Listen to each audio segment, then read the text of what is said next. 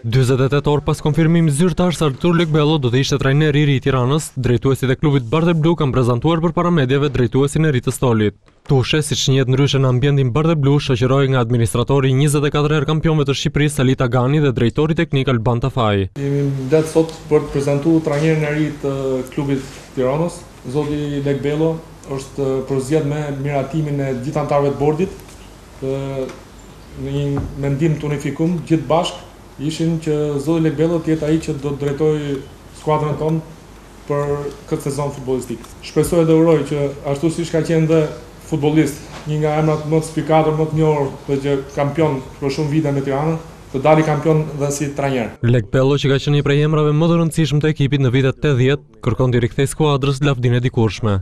Kuptohet që është e vështirë kur e mendon nga ana e punës që më pret dhe detyrat që ka marrë përsipër për drejtimin e këtij ekipi. Mendon gjithmonë që ashtu siç ishte Tirana para 20 vjetëve ose edhe vitet e tjera që ndoj, prapë u fituan tituj dhe kupa, gjithmonë të vjen në përmend me fjalë se çfarë pune të pret. Dhe do të përpiqem që ato rezultate dhe kampionate dhe kupa t'ia sjellim prapë dhe Tiranës tash.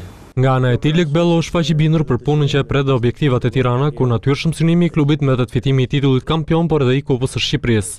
Objektivat e klubit Tiranës njihen. Janë 10 vjeçare, 20 vjeçare, 30 vjeçare. Tirana është destinuar të luajë për kampionat, për të fituar kampionatin, për të fituar kupën.